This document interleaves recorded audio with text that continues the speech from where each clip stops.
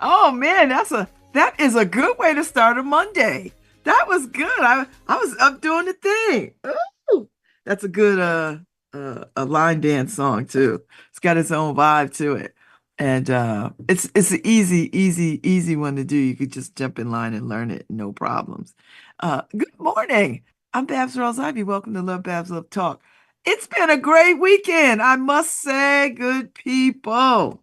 It was a good weekend. Every weekend's good though. I've never had a bad weekend. Unless, bad things happen. And there's a lot going on in the city that gives you pause. Don't I'm not trying to sugarcoat none of that. There's a lot of shootings going on. These kids got guns. I don't know why they have guns, but they have guns and they are just out here wilding. But, that's on us. So anyway, let me get into it. My weekend starts on Thursday. So I've been walking. So Thursday I had a Perry So on from the New Haven Symphony Orchestra. And I'll get to the concert yesterday in a few minutes. But my weekend starts on Thursday. Uh it was good. Thursday was fine. Friday, went up to the opening of the curated Sacred Spaces by Juanita Sunday. Fabulous at the Quick Center at Fairfield University. Wonderful turnout, wonderful art exhibition, wonderful artists. I mean, it was really something. I missed the conversation with her and Nico Whedon, Nico W. Okoro. I missed that conversation, but I know it was rich, because I know both of them and I adore both of them. So that was Friday. Saturday was the last Saturday on the porch. So had a little porch gathering, had some folks who never come to the porch show up on the porch, and it was really nice. It was really nice. It was fun. I learned something. I love when I learn something new, when I learn some stuff and I learn some stuff. So that was pretty enriching and rewarding. So that was Saturday. And Sunday was the opening night of the symphony and first day of fall. And let me tell you something. The symphony was amazing. So I got Denise Page coming on at about at 9:30. And she's going to talk about her project that she's working on in the Dixville community. But I wanted to spend this time talking about the symphony because it was so damn good. High five, Perry So, which I know he don't listen to me in the morning because he got babies at the house and he got to get folks ready and out the door. But man, it was filled to capacity at Woosley Hall. I've never seen it filled to capacity ever. I didn't even know there was a third tier. These people were sitting in the ceiling. I was like, where the hell did that come from? Because I never see anybody up there, like to the top. I was like, whoa. Oh, that ode to Joy, Beethoven's Ninth, and then Dr. Bryant, Courtney Bryant's opening with The Gathering, with the brothers singing. I don't know what I do with my little let me do with my here we go. I got my program. Here's my program. Let me tell you what I like about the kids program. This is the program notes for kids, which I think is a better deal. I think this is way better than getting a regular program because every time I get one of these, I learn something new. I just learned something. Forgive me while I drink my protein, my plant protein. So anyway, it was Beethoven's Ninth Ode to Joy, Woolsey Hall. And I always get the kids' notes because it is chock full of pictures and information, and I learned something. You don't learn anything with the program. The regular program for adults, it just tells you, the thing. So Gathering Song by Dr. Courtney Bryan was the opening. Wonderful. Oh, it was wonderful. And what I like about it is, they tell you what to expect, what to do, like how to be in the concert, for kids. And then it gives you the instruments of the orchestra, which I love knowing about. I love knowing that, what these are. And then there's a whole piece on welcoming the new maestro, Perry So. So here's a picture of Dr. Courtney Bryant, who was on the show. Her and Perry were on the show Thursday. And it was lovely to talk. She was way up at the top too. She was up at the top. They brought her some flowers. But her piece was lovely. I loved her. So she wrote the music, the first piece of the music that we heard that night, and it was wonderful. And Eric Green sang it. Good looking brother. Big hands, this brother. I was mesmerized by how big his hands were because I was sitting, I was sitting pretty close. I feel like I was sitting pretty close, and I could see his hand wrapped around the little binder. I was like, God, that man has some big hands. But anyway, he was lovely to listen to. He gives off a Teddy Pendergrass vibe. He's like tall, dark, lovely looking, luscious, yummy, all of that. And so he sang the Gathering song, and then he came back with the other singers to sing Beethoven's Ninth Symphony. And so the other singers were, we know Lisa Williamson because she has sung with them before. We have seen her in concert before. Annie Rosen and Chad Kranick. And so they were amazing. They looked beautiful up there. I mean, you couldn't have asked for I mean, if I was the new maestro, I couldn't have asked for a better afternoon of classical music and just big, big, big, big music. Big. So, so the Beethoven's Ninth Symphony starts with Allegro ma non troppo un poco maestoso, cheerful but not too much, a little majestic. And then the second movement is uh scherzo molto vivace presto, very lively, fast. This is why I like the kids program because you learn. The third movement, adagio molto cantabile, very slow and in a singing style. And then the fourth movement is resuscitated, like someone talking. So, so symphony is one piece of music that normally has four movements, kind of like chapters in a book, and they usually sound different from one another, right? So the first movement fast, the second is slow, the third is medium fast, and the last is fast again. So there are three short pauses between movements. Usually people don't clap then, but sometimes they get really excited, and people did get excited, and then we like caught ourselves like, all right. And can't wait to the end of the whole piece to clap for the orchestra. So in this symphony, Beethoven plays the order of his movements and which one is normally slow. And so I just loved it. I loved it. And then, it was me, Ife, Karima, and Dory. And we were just up in the space. And then we were outside taking pictures. I mean, it was wonderful. Then we came over to the porch and popped some bottles. And then Jonathan came over and we celebrated him and popped some more bottles. Hmm. It was good. I'm such a girl for the symphony. Uh, if you wasn't in that space, I don't know where you were. You wasn't nowhere because that really was the place to be yesterday. It really was. It was the place to be. So anyway, the next couple of concerts, It's Magic, Joan Ellison Swings and High Fidelity. That's November 2nd at Lyman. And then Sunday, November 3rd at Shelton High School. And then Sunday, November 24th, Prometheus at Lyman Center. And I believe that our New Haven Poet Laureate is a part of that, the last piece, and then there you go. That's the winter season. I mean, they'll have more stuff like, you know, and people were so energetic about the music when they were leaving. They just said amazing things. There was a couple sitting in front of us and they were like, we was just at Tanglewood. And they were like, yeah, it was nice. I mean, Tanglewood is nice. He said, but This was spirited and passionate. I said, wasn't it though? Because I had to talk to everybody near me. It was amazing. So, bravo, bravo, bravo. New Haven Symphony Orchestra. Bravo, Maestro Perry. So, bravo. I was very enthusiastic. So, anyway, so this week there's a lot of moving parts this week, people.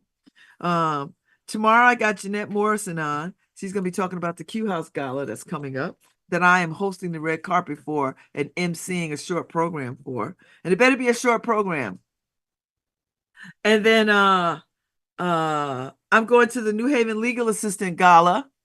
That is Wednesday. So I'm gonna go do that. And then because Dr. Barber is their keynote. So I'm gonna go and hear brother speak. And then Thursday, I go and get my hair color back.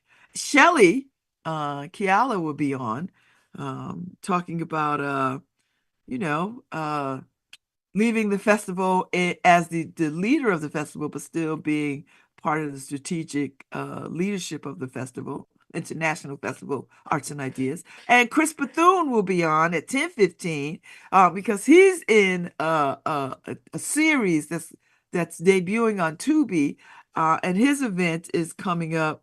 Um, uh, in the next week or so. And then Friday,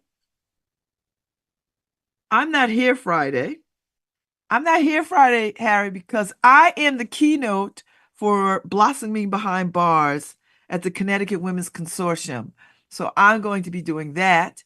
So I won't be here Friday, but I will be on the Q House red carpet Friday afternoon, evening for their event. And then October 1st, I don't know who's going to be our guest lecturer. I don't know. I don't know if I'm going to be around.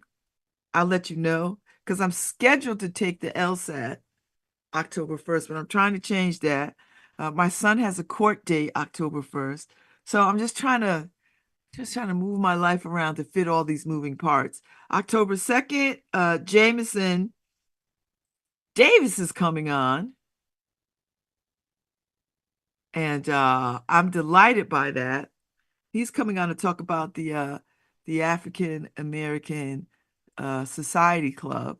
He's gonna come on and talk about that. He's such an enjoyable person to talk to. We hung out on the porch for the first time on Saturday, and I so enjoyed that so much.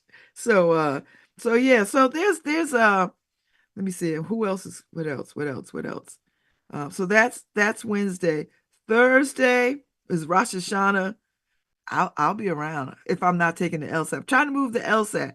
So I don't have any things booked pretty much the latter part of the week that's coming up because I'm trying to reschedule my LSAT.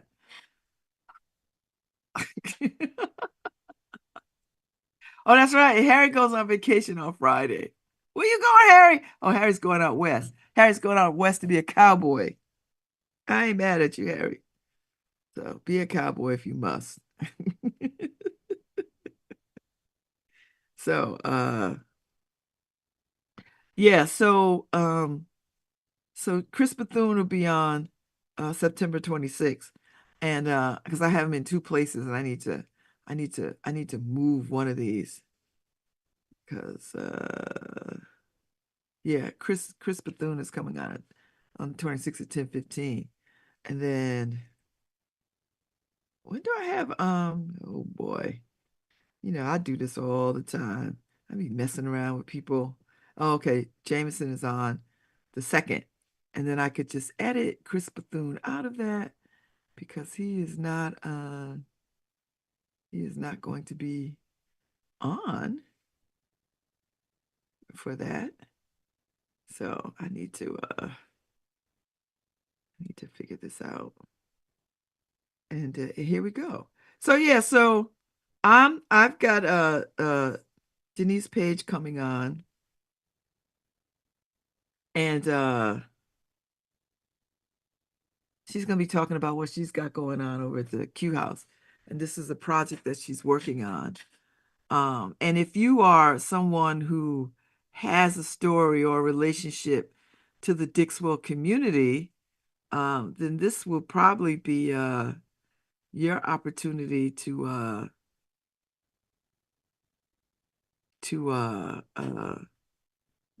come and share what you remember about the Dixwell community pre-1970. So that's amazing, right? I love that. So uh, I think that'll be wonderful. So she's gonna come on and talk all about that. Okay, well, you got time. You just don't worry about it. Just you'll figure it out. You got time. She just texts. Okay, just just redo it. That's all right. Reinstall. It's fine. It happens all the time. She probably hasn't used it in a minute. So I'm delighted to talk to her and see what this is all about. She's been convening storytellers for a very long time.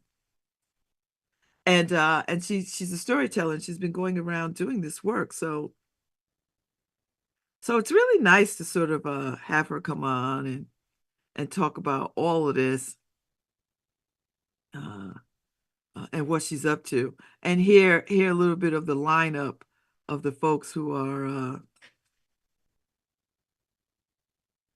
going to be a part of this.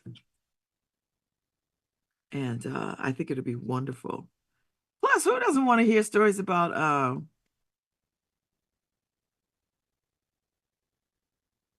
Dixwell Avenue, which is going through its own renaissance at the moment? And I just say, I think the Renaissance in Dixwell started with the building of Monterey Place, which is standing and still looking amazing. It doesn't look blighted, it doesn't look run down. I mean, it still looks as good as it looked the day it was, started taking people into residence. So I think it looks good. So uh so anyway, y'all know Denise Page, Ubuntu storytellers. Um, and it'd be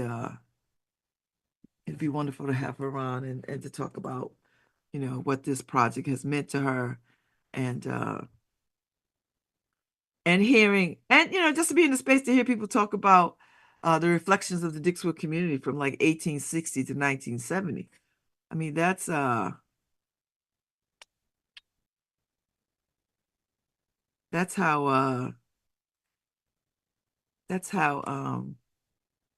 we retain the history of these communities. And uh, and so hopefully she can just she could just click on from your phone. Just click from your phone if you can, or just let me see if I can help her a little bit. She's struggling. All right. She's having a tough time. So I'm gonna try to help her while I am here talking to y'all. Let me see if I can uh let me see if I could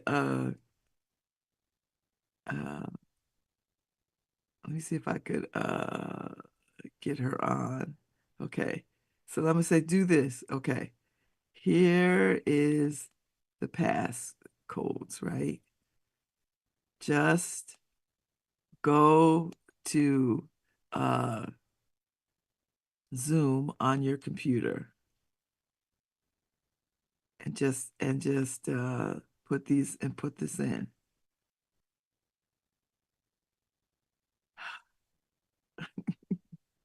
There you go.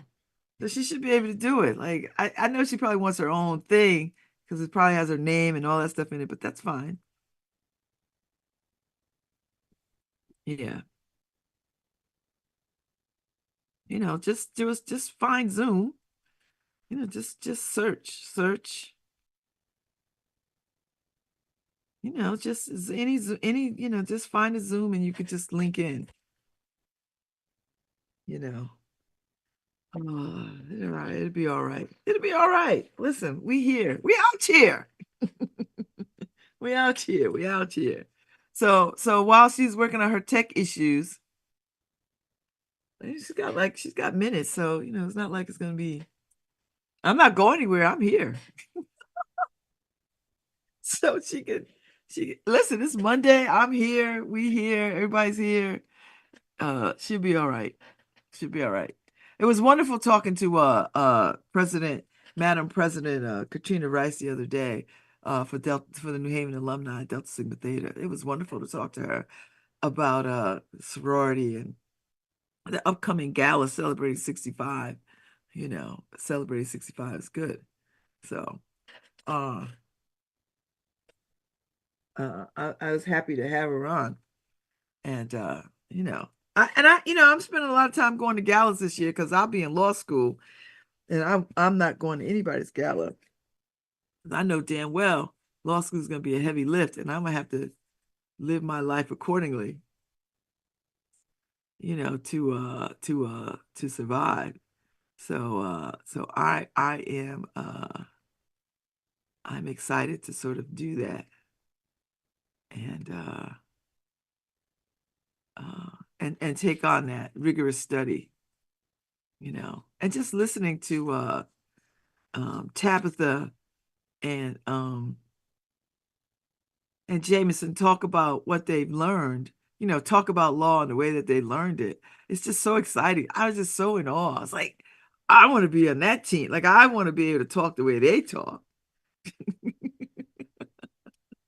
I do. I was like, they talking some good stuff.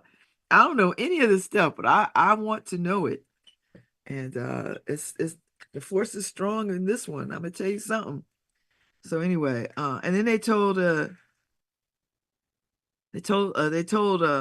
this wild story about and Helen Carter was on the porch too. She popped by, brought some books.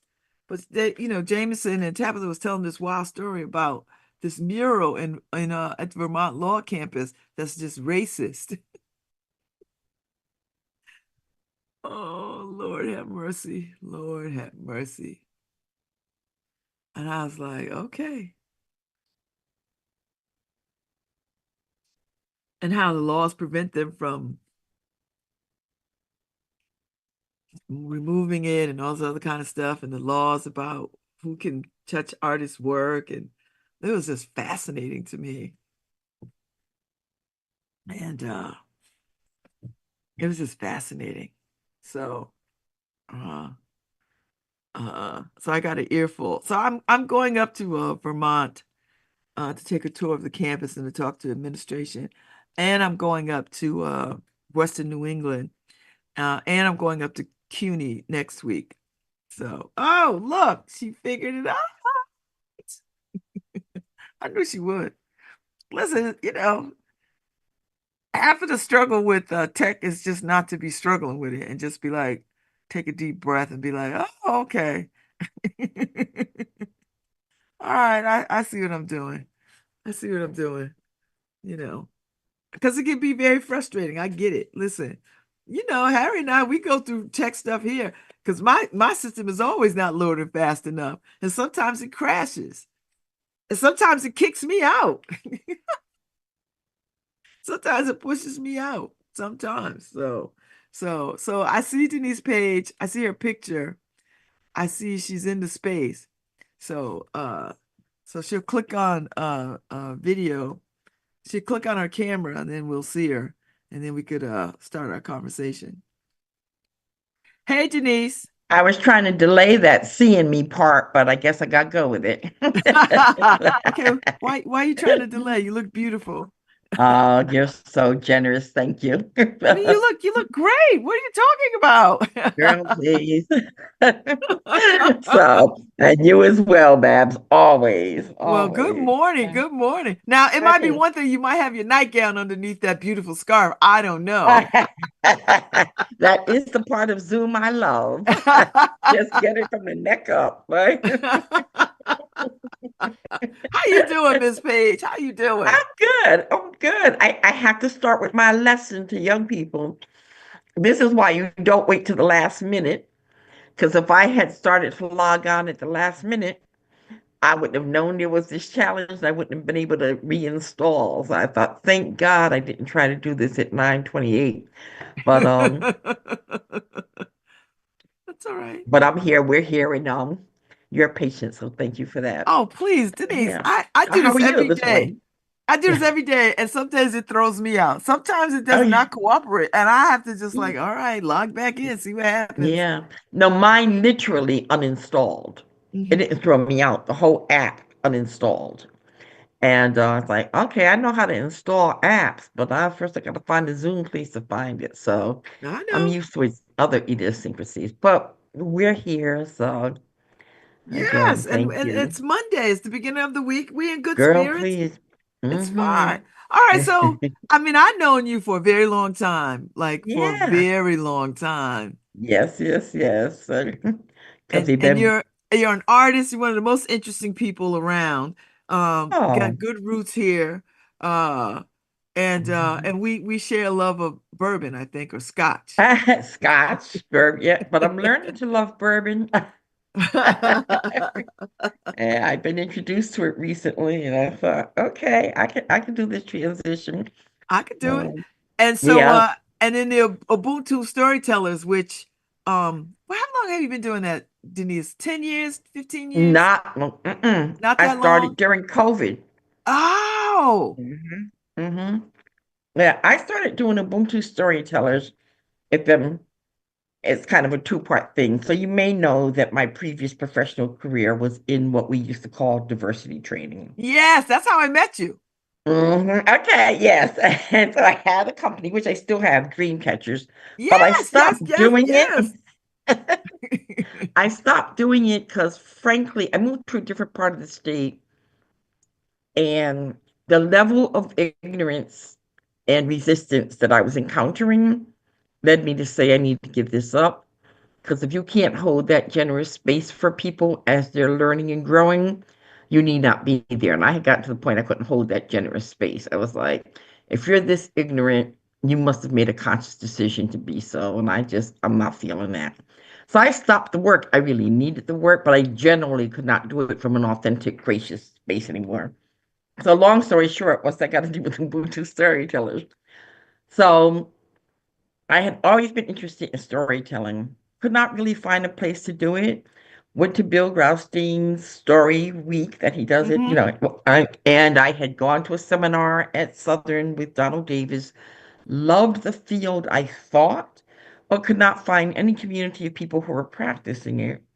And I had enough sense to know you don't just jump out in public somewhere with no feedback. So I didn't do anything with it. Fast forward, it must have been around let's see, 2000, maybe 18. And I actually was having a wonderful experience actually with Bill Braustein and his wife. I had the pleasure of reading to her once weekly.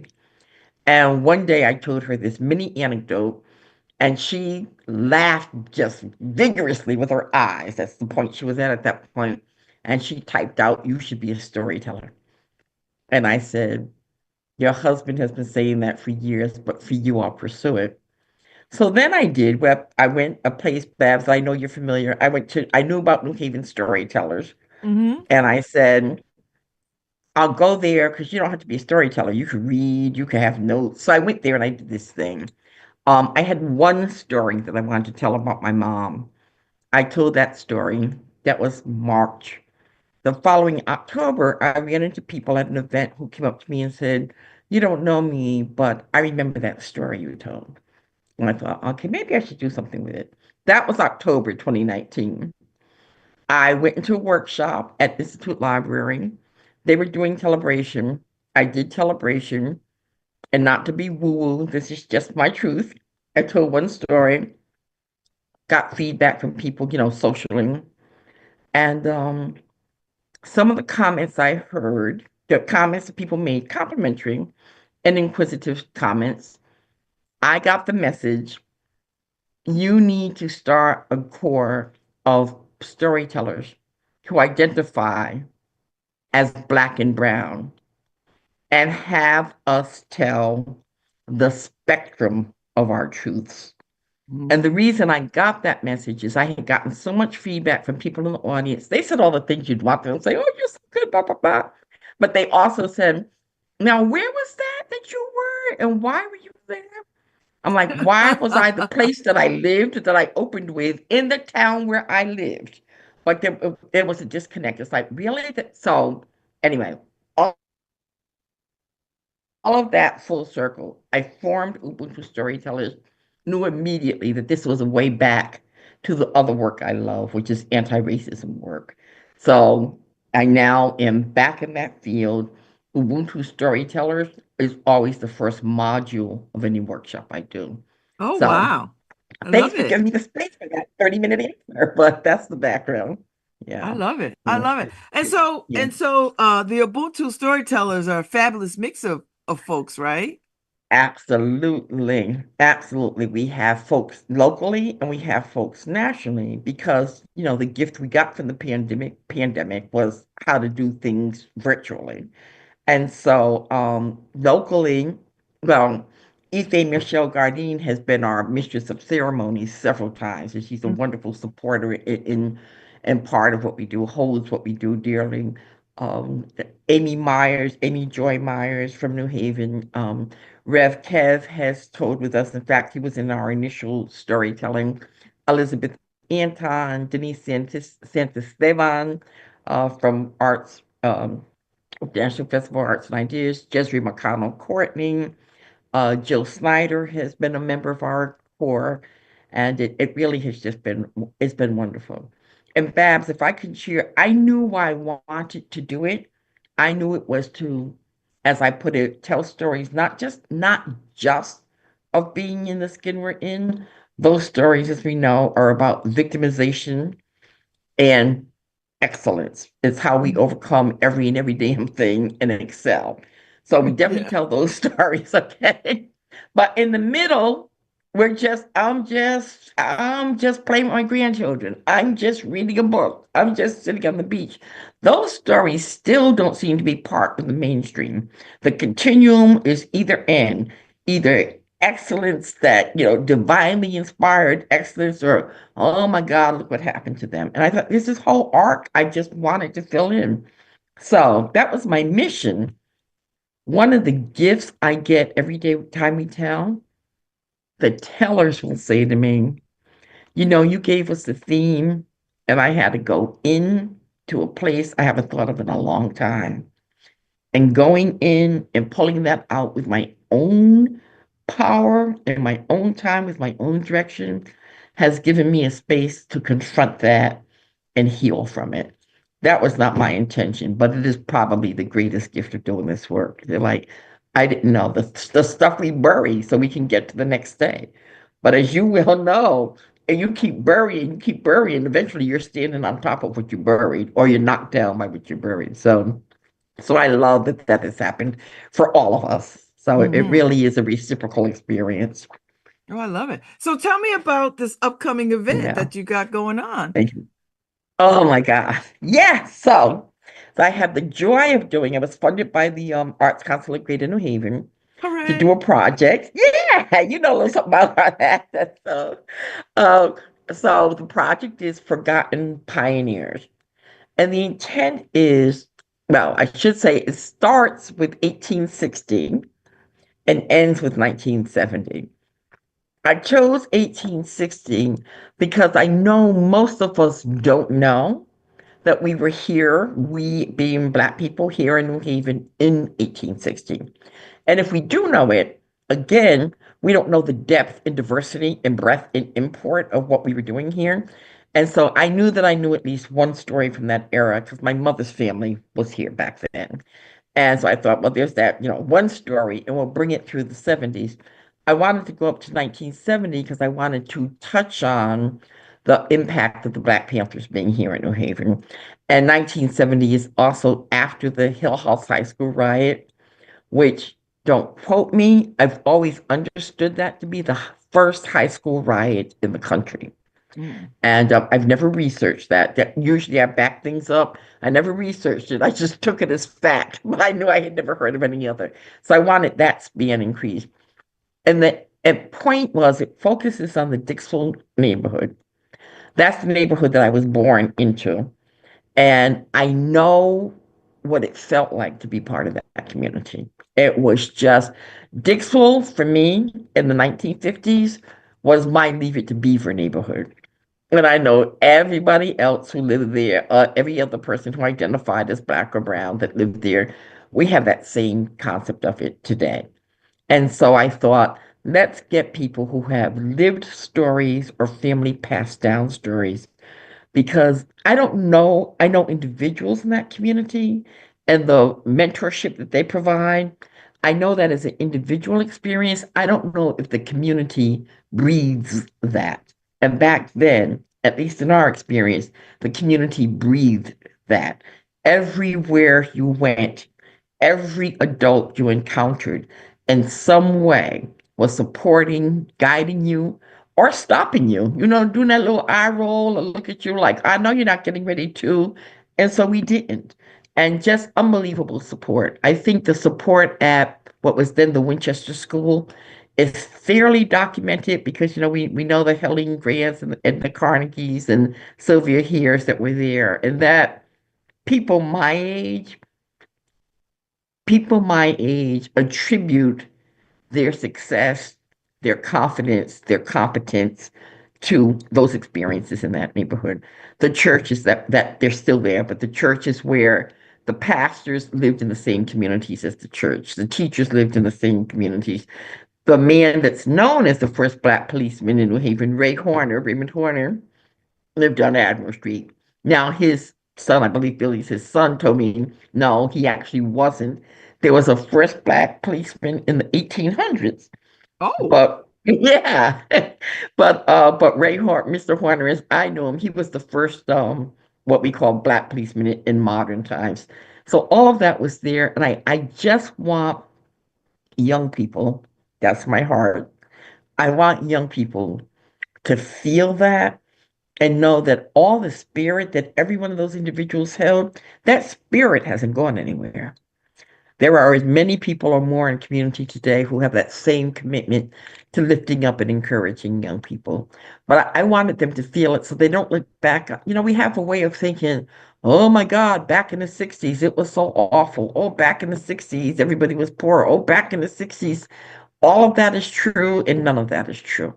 And mm, that's really the story that I wanted to get out. And so, we had the resources of love, faith, history, and possibility. So the event is at Concat in Science Park this Saturday at 4 o'clock. There is a free dinner. It's sandwiches and salads, etc. However, from Orchid Cafe. So hmm. saying sandwiches and salads doesn't tell you what you're getting. You're gonna love it. It's free. Dinner is served at 4. Our tellers include again Miss Ife Michelle Gardine is one of our tellers. Jesse Hyman is one of our tellers. Mr. Bill Kilpatrick, Gary Tinney, Ramona Tinney, and I put him as our featured artist is Mr. Willie Holmes, who is my personal idol. I've known him literally all my life, and I had a meeting with him, Babz. That memory, they say when you get older, you have that long-term memory, but not short-term memory. Not him. He remembers it all, with Oh, I all. love And that. so he's one of the tellers. Yeah. And our mistress of ceremonies is Babz Rawls-Ivy. Yay! So, I so, listen, I don't have much to do. I just want to be in the room and hear these stories and see these amazing people take us yeah, down the Dixwell world in yeah, these time frames because I think that's important. yeah.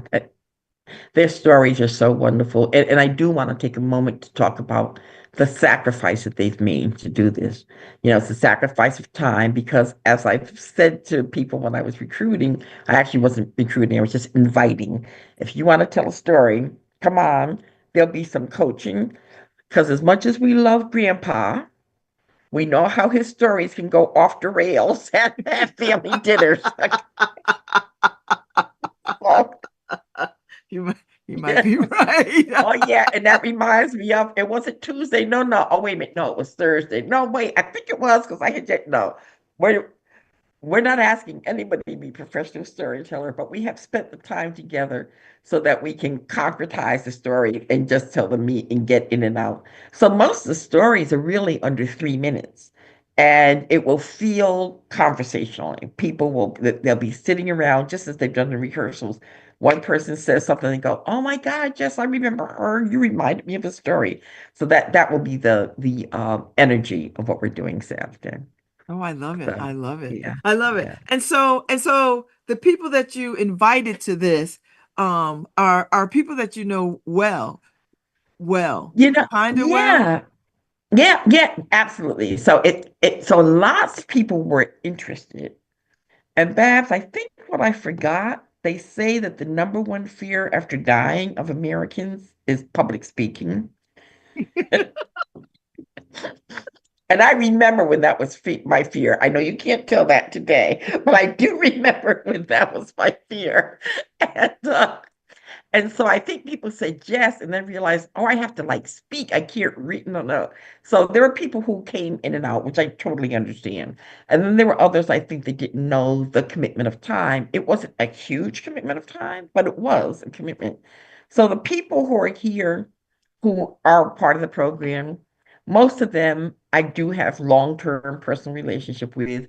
I knew their connection to New Haven, or they introduced me to someone that I didn't know. And that's how we ended up with Group B. I didn't mention, forgive me, John, I didn't remember mention John Austin. And it's really special to me that he's in the on this stage with us. John was a member of the championship Hill House basketball teams. And one can hardly talk about New Haven without talking about the excellence of the competition of our high school basketball teams. And I knew that John was still here. Many of those team members aren't in the area anymore. I knew John was still here, and he has brought not only a story about that, but other stories that he's bringing forward about his experience here. He Mhm. didn't live in Dixwell. This other point. When I was recruiting people, I said, you didn't have to grow up in Dixwell. But if you were Black living in New Haven in the 50s, 60s, or 70s, you couldn't get through your complete life without worshiping there, working there, or partying there, or going to school there, right? So everybody has a Dixwell story, okay? So, No, you're yeah. absolutely right. When I was a kid, I mean, I Hmm. grew up. I mean, I was a kid. I grew up. I didn't grow up in New Hallville, but I was a little kid in New Hallville, and then we moved to. Okay. But some of my fondest memories was getting on the Dixwell bus to go to the Unique Boutique. Like Oh, that was, and that was before they moved downtown. Like, because yes. we would go downtown. But if you really wanted the experience, you get on the bus and you go to Dixwell Avenue. You get off at the corner because they was right there. And I mean that was like a big deal for me because I was like, I wasn't quite a teen. I was like a new teenager, and so getting on the Uh-huh. bus was like my first introduction to freedom and independence. You know what I mean? Like to I get do know on the what you mean. bus, I do know what you mean. Yeah, And so yeah, and we do have unique boutique stories in our show on Saturday. oh, I And love it. everybody agreed when we were rehearsing, every person has the same memory, Babs, and I suspect you do too.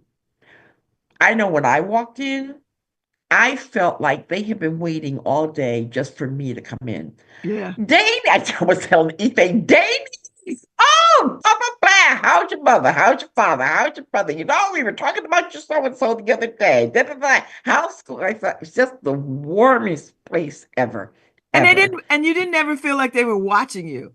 And they had a whole Absolutely. bunch of stuff. Now you could have Oh, easily just easy. because there was so Easy much stuff pickings. in there. You could have just robbed them blind, Yes, but they yes. trusted you. They never Uh, came from around the counter to like watch you walk the store. There was like, just let Oh, us know, we can help you. What do you you are need? so right. You are so right. Yeah, no, really a great, great memory, I think, for most of us. Traveling to Dixville and then, as you said, later downtown for And then unique later boutique. downtown. And I That's remember right. thinking, wow, they're downtown. And Like, they're going to be rich. They're downtown like Macy's. because I'd go to the mall, because I lived in Mhm. Churchy South. So you would go Okay. to Edward Malley's, and then you would go to Macy's, and then you would come into the mall proper, and then you'd Yeah. swing through all the stores in the mall, and then you'd get out on Chapel Yep. Street. And I would take that right down Chapel Street because Merle Record Rack was down there, Hmm. Unique Boutique, Nims. I mean, it was all the Hmm. Hmm. And my second favorite store in New Haven, Horwitz Fabrics. Oh my I God. Sometimes I was think. feeling ambitious. I'd walk all the way down to Horace to see what was happening. Yeah. Yeah. Yeah, those were they're a great benefit to the community. Oh And gosh, there's I a, feel in, old in now. Dixwell back in the days, we had our doctors were there. Dr. Timpson, Dr. Dr. Mathis, Taylor. Dr. Taylor was my Dr. eye doctor. Mine too. That's right. Dr. Ince, Dr. Scott, the dentist, Dr. Downing. Yeah, everybody was there. So I said, it was kind of hard to get through your life and not hit Bixwell Avenue if you had any melanin. You were going to church, you were going to the basketball games, you were going to the Q house. One of our tellers showed up at a meeting, Babs, one of our rehearsals, with the membership card to Dixville Community House from 1945. Wow. I know. I Oh was my like, goodness. I know, I know. Wow. Yeah, Wow. yeah, yeah. That's So pretty we pretty got memories that amazing. go way back. I think 1945, Dixville Community House membership card. I love. So Denise, this is very So personal to people, you. This is personal. Like yeah, this is your I mean, you could tell stories about anything. Like you could have picked anything to say, let's yeah. tell stories about. But this is very personal and and so talk a little bit about why this is important to capture these stories Mm. and to hear these stories.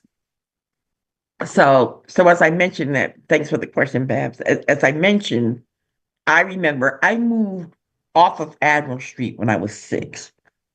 So I had 6 years there. And Winchester School literally abutted our backyard. We were at 66 Admiral Street.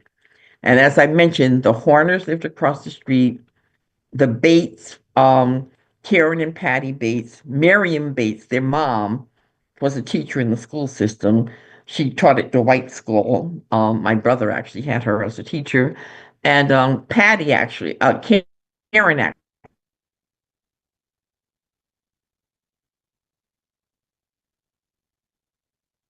Uh-oh. I think you're frozen. All right, let's give it a few minutes and it might just be a little Wi-Fi glitch. I kind of hear you, Denise. Okay, you can hear. Okay. Yeah, I Okay. saw Say you were that again. frozen. Yes. Okay. So, so I was saying that it was a neighborhood that just really, as I mentioned before, supported us. Dixwell Avenue, Winchester School abutted the back of my house at 66 Admiral Street. The Horners, with the of policeman fame, lived across the street. Jimmy Ruth, Vivian Moore, the Bates family. Miriam Bates was a teacher at Dwight School. And Karen and Patty we are both in the world of journalism and writing. Karen is actually, some people may know her name is Karen Grisby Bates. She just retired from NPR. She was part of the Code Switch founding team. But we all feel like all of that was nurtured and held in that community. Dixon Congregational Church, which was my church as a kid, every year they held an event called the Pink Tea, which has morphed. It was the pink tea. I can't tell you what its purpose was. All I know is that the Wonder Bakery on Gulf Street baked loaves of pink bread in preparation for this. Oh, And all the Oh, moms, oh yeah. And it was down at Yale. I think now in retrospect, it was one of the master's houses, but yeah, I didn't know that either. I just knew it was full of sterling silver and crystal, and everything was pink. The tea, the strawberry, the sandwiches. They must have had a purpose. But I mention it because Sister's Journey yeah. is that's the rebranding of that event. And I love how they Oh. took that event, right, and made it Oh, I so love this meaningful. story. This is Yes, such a great story. I I know had I'm a no historian idea. now. I don't know how it happened. So yeah. So we had that memory. And then someone said, we had our gloves and hats. It was just a fabulous event. Of course, the Freddie Fixer Parade started then. In the beginning might be a little different than most people know it. It literally did start as a cleanup campaign during the New Haven garbage strike. And my father happened to be alderman of the ward at that time. And he and Charles Twyman, who some of you may know his name, Hmm. um, he and Charles Twyman, and there was a third person, don't remember at the moment who it is, but they said, we are not going to let our neighborhood suffer because they won't pick up the garbage. And because when they do get off strike, more than likely this is the last place they're coming. So they organized a team and they hauled the garbage out of the Dixville neighborhood to keep it from being infested and having all the negative things that we would have encountered. That was the birth of the Freddie Fixer movement. Wow. Yeah. Now that Yeah. I did not know. Yeah. No, I knew most you people did this don't. Yeah. garbage, but that makes sense. Yeah. Doesn't Freddie fix it? Yeah. Yeah. Yeah. That They makes were, sense. yeah. Yeah, Oh, they that were was really like a fixing little it. missing link because Yeah. I knew somebody was, cleaning up, but I didn't know the Uh-huh. correlation between the garbage strike and Mm-hmm. making sure that the community was stayed clean and without filth. Oh, Yeah, that's pretty exactly. good, Yeah. Denise. So that's why it's important to me. In Winchester School, Charles Twyman, who I mentioned at the time, he was assistant principal. He was the only Black administrator in the New Haven public school system at the time. Then he went on to be principal. And I hardly know a man in my age group who doesn't say, because Charles Twyman, dot, dot, dot, I, dot, dot, dot. And again, I said, these are names and places that are getting lost. And I want us to lift up and hold dear the names of so many people who shaped the success of that community. Okay. Someone shared with me, one of our tellers the other day shared, I don't know that, Let me just take one little bit of break because yes, I gotta call the identification. you gotta do So that, yeah. thank you for you listening to Babz Rawls-Ivy on 103.5 WNHH. Love Babz, Love Talk. That is our station identification. How's that, Harry? Is that okay? Is she ever gonna stop talking? I did an interview recently where the woman had a whole list of questions and that she sent to me as prep. But at the end of the interview, she said, I've never done an interview where I only needed two questions for an hour show. So I'm sorry.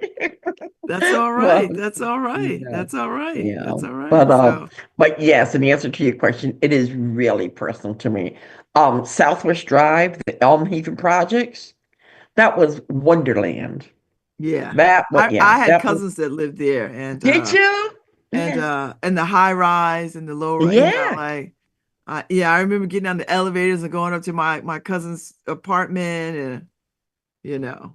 So Yeah. I have some real memory of all that stuff. Okay. Well, we'll be listening for them on Saturday. Yes, I'm looking forward to it. Yeah. Yeah. It's been a pleasure talking to you, Denise.